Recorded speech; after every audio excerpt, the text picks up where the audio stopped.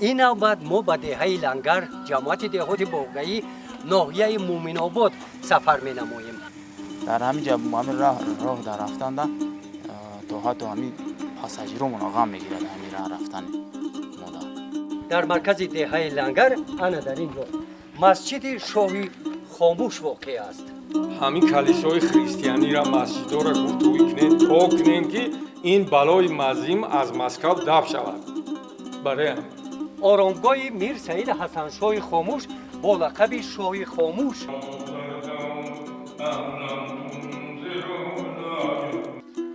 یکی از طعام دیگری معمولی صبحانه در لنگر این کدو با شیر می باشد.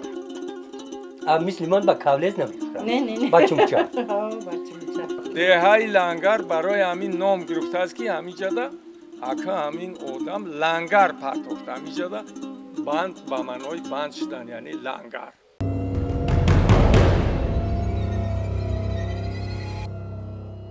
درود به شما بینندگان عزیز. در دوره برنامه قصه های مردم کوهستان این لحظه این نوبت ما به دهه لنگر جماعت دهاتی باغایی ناحیه مومن‌آباد سفر می نماییم. در این سفر قصه های رنگین مردم کوهستان در این دهه و تاریخ پر اسرار این موضع را به شما گشوده می دهیم. ما را همراهی نمایید. تا دهه لنگر ما از شهر کلو گذشته جانب ناحیه مومن‌آباد راه پیش گرفتیم. این راه مومن‌آباد از سال 2021 از نو ساخته شده است. نزدیک به دهه قیپشاق این گردش ما را به دهه لنگر میرساند. به دقت سیاحان رسانیدنی که از اینجا تا دهه لنگر مسافه 8 کیلومتر می باشد، لیکن با سبب ویرانی راه این مسافه را ما در 1 ساعت طی کردیم. در این منطقه راه به ما لازم آمد که ماشین را تله داده از چقوری ها گذرانیم. راننده ها از وضع راه دائما شکایت دارند. مراجعت آنها حل خود را تا حال پیدا نکرده است.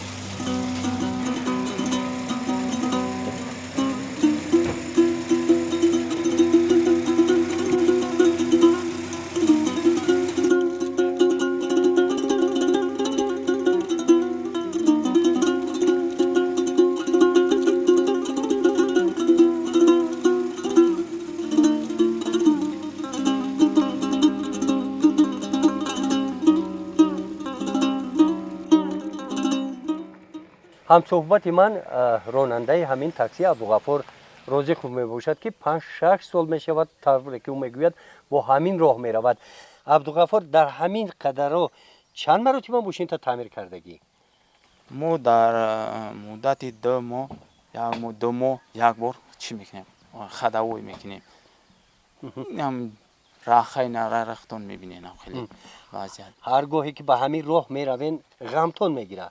در همینجا همین راه در رفتن تا حتی همین پاساژیرمون غم میگیرد همین راه رفتن مادر. نهایت به دهه رسیدیم. دهه لنگر از بلندی اینجا 200 خوجگی زندگی دارد. شغل ساکنان چاروداری و زراعتکاری می باشد. طیلاکاری هم می کنند. سنگاو این موضع طلای صفت عالی دارد. موسم طیلاکاری ماه ایول شروع می گردد. لنگر یک مکتب میانه دارد. تا انقلاب این دهه نامدار مکان علم و معرفت در منطقه کلاه بود. پیش از انقلاب اکتبر همین دهه ما 550 خوجگی داشت. 4 تا مکتب ابتدایی داشت. یک مدرسه مکتب عالی داشت. و اناکه همین مدرسه دا 550 طلبه تحصیل علم میکرد. این مردم از 33 نمودی انداز آزاد بدن. هر یک طلبه را 5 سال تربیه میکن. از همین خوندن یکم کورسیش تا 5 جواب میدادن میرفته. در دهه لنگر این موضع این جایی که ما ایستاده‌ایم آرامگاه میر سعید حسن شاه خاموش با لقب شاه خاموش در تاجیکستان معروف است و یکی از صحیفه های تاریخی تاجیکستان می باشد. این لحظه ما داخل این مقبره می شویم.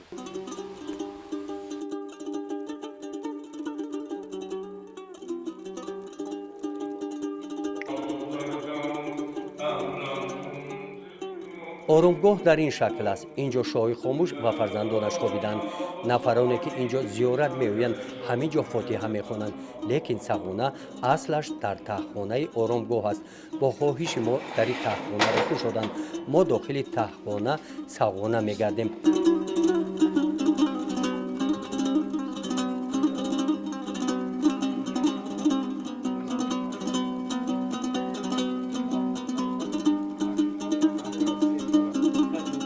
дар ин ҷо ҷасади шоҳи хомӯш устухонҳо монданд. болои сағона бо чунин чӯбҳо пӯшонида шуданд.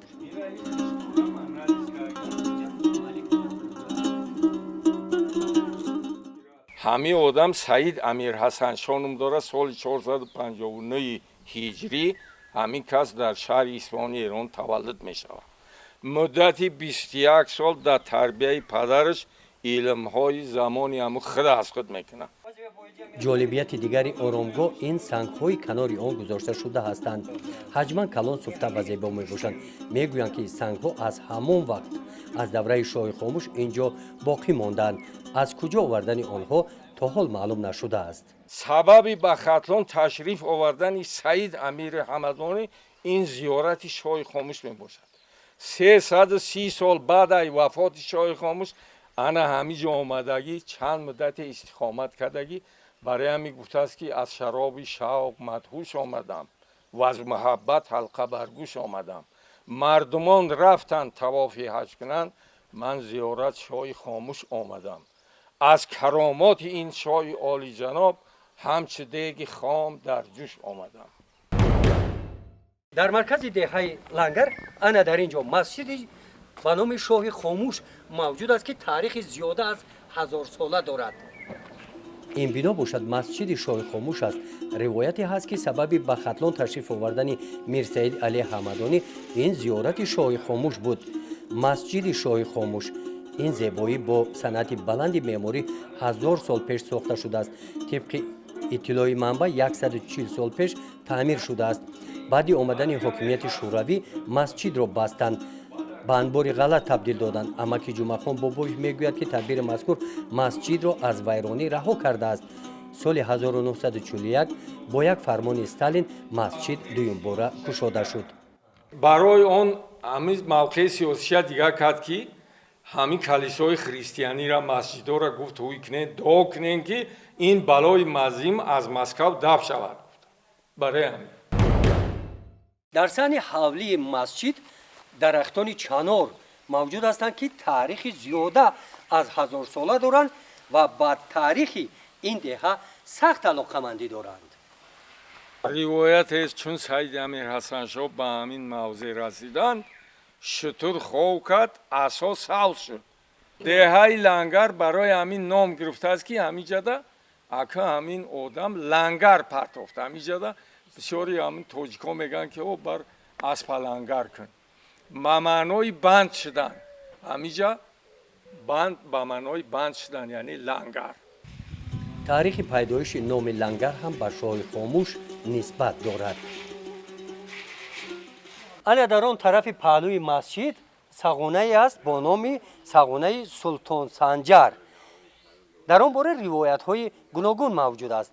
акнун кӯҳансолони ҳамин деҳа мегуфтанд ки ҳамин мақбараи Султон Санҷараи тарки подшоҳӣ кай омаи ҳаминҷода ана ҳамин сағонаи ҳамун касай, ҷисми ҳамун касай. аку гӯё хоксор будай мақбарашам канд, мақбара гӯё вайрон шидааст ҳамхел. баъд ма Султон Санҷари мозеъ бисёр яъне нафаре ки аз султонӣ даст кашид, аз шоҳӣ даст кашид, аз мансаб даст кашид. бале. баъд аку ман бисёр кофтум ки ҳамин мозеъ, калимаи мозеъ чия? ҳамин калимаи мозеъ гузашта, яъне Султон Санҷари гузашта гуфтани гап. ҳамин сағонаи ҳамон кас.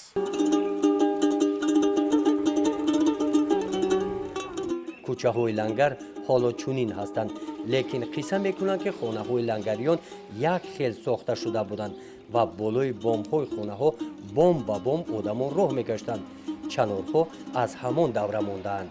дар деҳаи лангар ҳамчунин яке аз мавзеъҳои дигари таърихӣ ва имрӯз фаъолият дорад, ин осёби обӣ мебошад ки айни замон дар таъмир аст. дар ҳамин деҳаи бостонии лангар пеш аз инқилоби октябр 40 та осёб будааст. ҳозир 2 та осёб боқӣ мондагиай ки яке аз онҳо ин ҳамин осёб аз замони шоҳи хомӯш мондагиай паршов гашт. ҳоло ҳам амал кестай. ана системаи кории ҳамин осёбо ҳамун давраи ибтидоиш ҳамун хелчхел сангу ҳамун чархи чӯбиву ҳамаяму нову ҳамаяму ҳам давраи қадим мондагиай. фақат иморатҳоро реставрация кардаги сохтмон кардиянд. тамом дига системаи кории қадима ҳамин осёбо.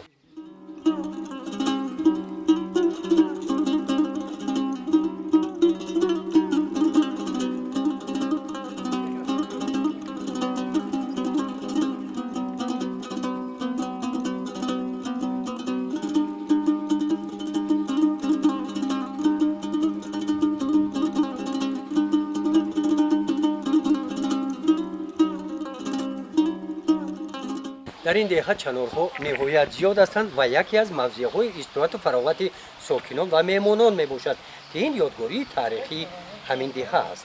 чанорҳо яке аз ёдгориҳои таърихии ҳамин деҳа мебошанд.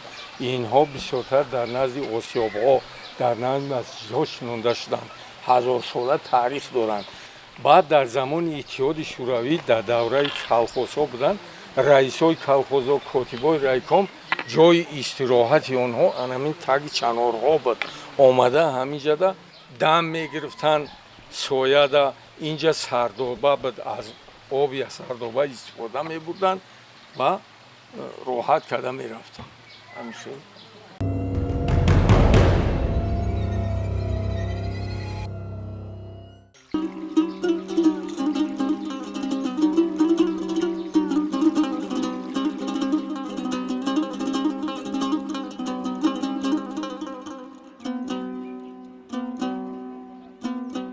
дар лангар субҳ аз чӣ оғоз меёбад? ин лаҳза мо ба яке аз ҳавлиҳо медароем.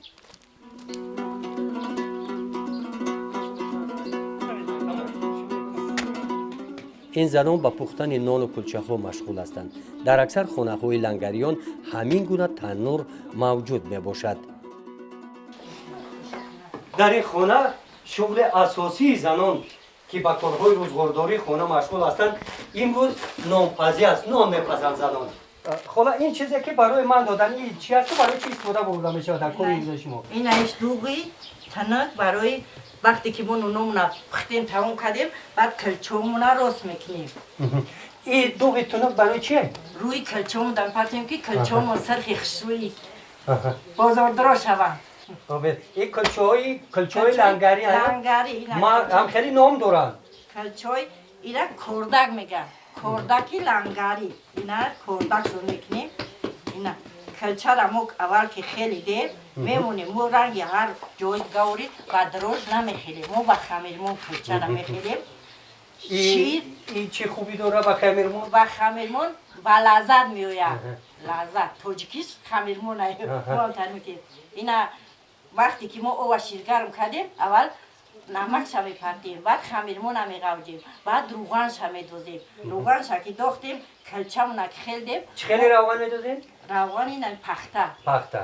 равғани пахта хушрӯяд.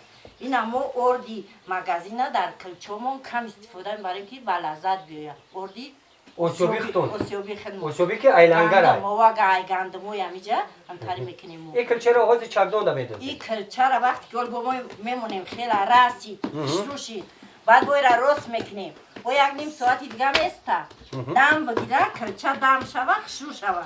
баъд вақте ки дам гирифт килча ки хушрӯ шид, бо ана тари ростш мекунем. ростш мекунем, бо қадар дига места. инаи хоҳарам чӣ пухтеста? нони чапоти. чапоти мегӯянд. чапоти.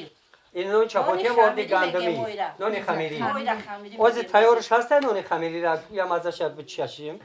тайёрш. ин нони тайёрӣ. мумкинай? мумкинай. бисмиллоҳи раҳмони раҳим. нони чапоти. нони чапоти хамирмо бо хамирмо, яъне ҳамроҳ карда пухта шуда бедрош. лаззаташ хай бо лаззат, бениҳоят ба мазза. апай мошариф, шумо аъло овқати кор кардистин. чӣ хел шумо дар қӣ нестай? мо мухтаҷ даги. қадар алови тафтон. шумо нон чӣ хел мебандед нонро? ҳам нони хамирӣ, ҳам кулчаро шумо мебандед? бо фатир дорем, инҷа фатир дорем. бо фатира мебандед. ин корро ҳар рӯз мекунед? ман хаам кор кунӣ давлатам. як ҳафта як бор як тавақдам тайтиники мекунам. чӣ кор кунӣ давлатен? чӣ вазифа? маълимае. маълима. беҳтарин. яъне бо кори асоситон дар хонае? ай кори мактаб дар кори хона боқинтарай? як ҳафтада чанд рӯз нон мепазед? рӯзаам шанбе да мепазим, як тавақ да тиники мекунам, як тайга да фатира. як ҳафта мехӯрам. чанд касе дар як оила? 6 нафар. 6 нафар да баса як ҳафта. беҳтарин. кори мактаб қина ё кори хона? ҳама замон мухтар шуда, ин мушкилӣ нест мададка. мушкилӣ нестай? беҳтарин. кӯдакои мо мухтаҷ даган дигар нони фақат нони чапоти.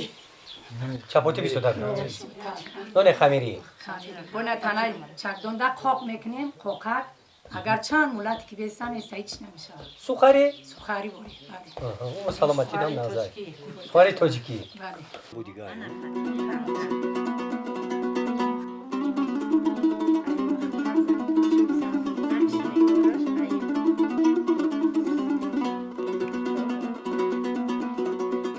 اینا شیره که اول که وقتی که ما پختیم کمتر او میریزیم بعد شیره سر میکنیم که قیمقش روش در غوص خشرو بیاید اینا سر کنیم روی همی دیگ چی قدر اگر خفی بلند کنه همون قدر قیمق خشرو میاید وقتی که تیار شد بعد قیمق میبرداریم به او بویدی بیاید که به اوش به لذت میاید بو در دهه لنگر خوراک صبحانه رو از محصولات‌های شیری تیار می‌نمایند.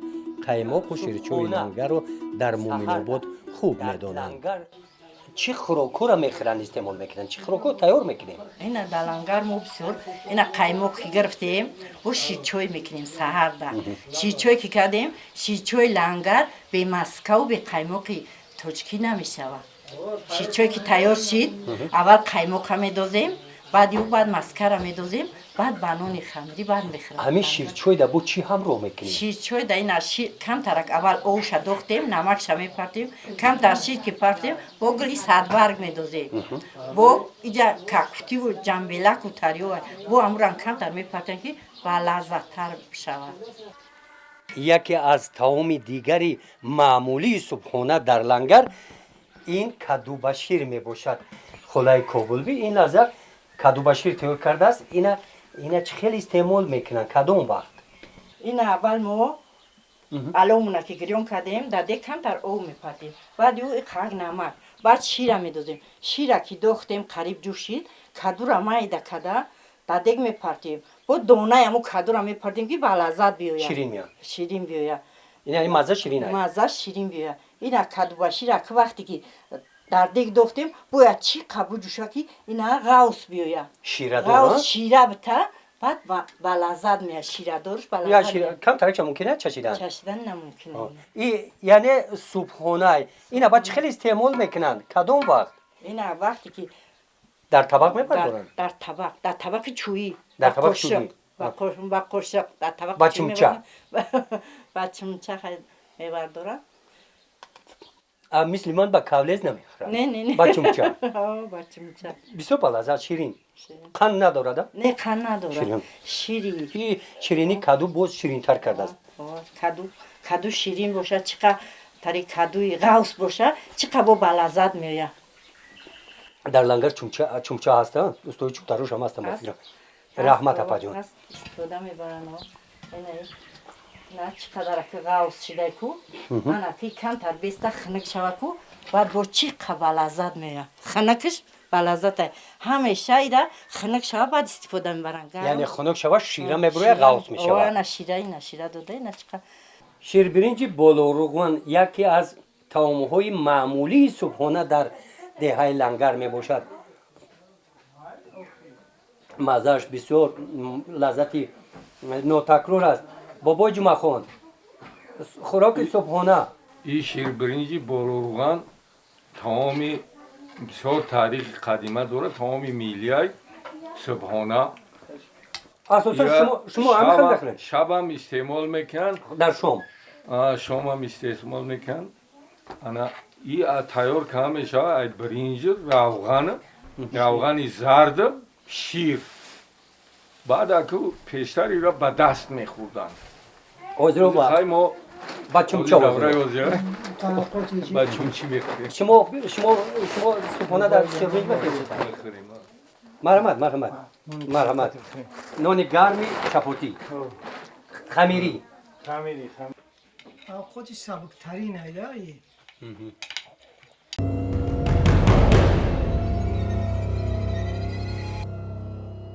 لنگر یکی از دهه‌های قدیم‌ترین در ناحیه مومن آباد میباشد که تاریخی زیاده از 1000 ساله دارد.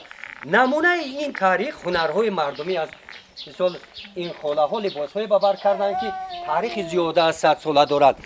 و این جوانان اینا طرح نوی چکن لباسهایشان میباشند و انیق هست در اینجا وقتی که ما نسل نو رو میبینیم نسل نورس رو میبینیم این هنر مردمی از نسل به نسل گذشته باز هزار ساله های دیگر ادامه مییابند. حالا چکندوزی گذشته امروزه چی فرق داره؟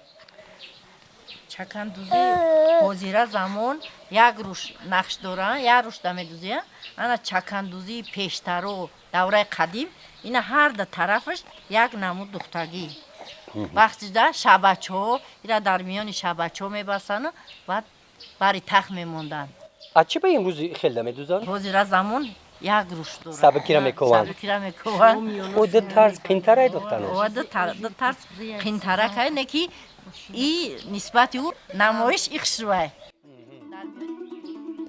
صنعت چکندوزی شغل دیگری زنان و دختران لنگری می باشد. از قدیم تا امروز این عنعنه نیوگان ادامه دارد.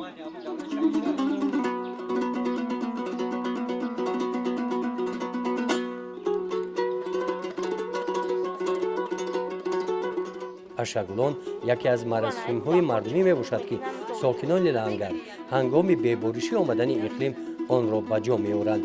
آنها اندیشه دارند که این تدبیری آنها طبیعت را بیدار ساخته حتی نتیجه هم داده است.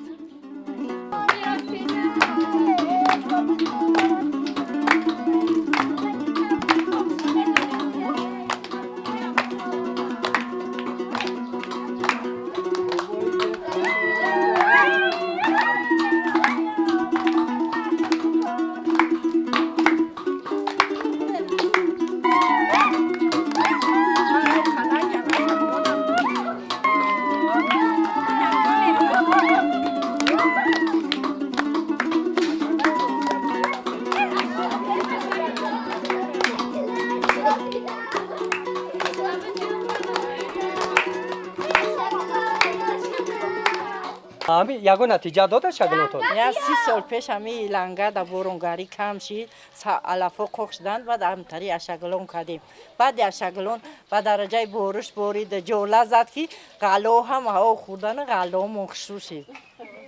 اشگلون از دورای قدیم یک عنعنه‌های ملی هم دههای ما به شما می‌رود که همین وقتایی که سالهای خشکسالی می اومد ما همین چیز را همچون استفاده می بردیم. وقتی که ما اشگلون میکردیم همین اشگلون را مردم جمع میشیده بعد همین صورت اشگلون را پیش می بردیم و ایقچه مردمی بسیار ما گردی همین دیگه فر میگشتیم بعد همین سطل خطی او میشردن ما از خدا همین طلب میکردیم که برای ما او عطا کنه باران عطا کنه پروردگار و بعد در همین وقت با مثل همه این مردم دیگه یک مشت مثل گندم نخت جمع میکردیم در همین اساسی فرگردیم بعد یک دیگ درده خدویی میکردیم همین را تقسیم میکردیم به مردم ما همین را در همین حیات چند باری که استفاده بردگی تشکیل کردگیم بعدی با چنان بارانای سیل چنان زالو زدگی که این ما فقط از همین خداوند خودش میبینیم.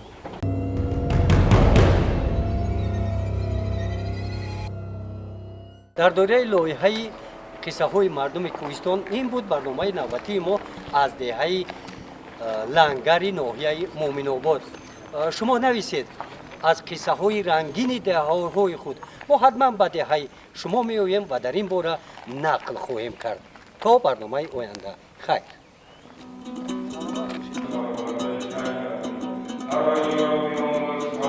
خدا نظرم بیا او هم بیا هر سه ما نه چه کافو رفتی مالی